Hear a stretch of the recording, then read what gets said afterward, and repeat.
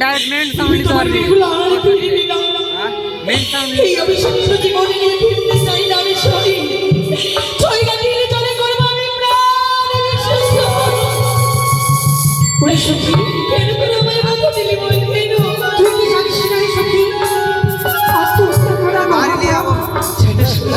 তোর মতো আর পাপ হয় না রে সই আমি জানি তুই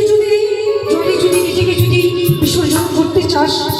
তাহলে রাজা বাবু নিয়ে আমাকে কি জবাব দেবো আমরা সখী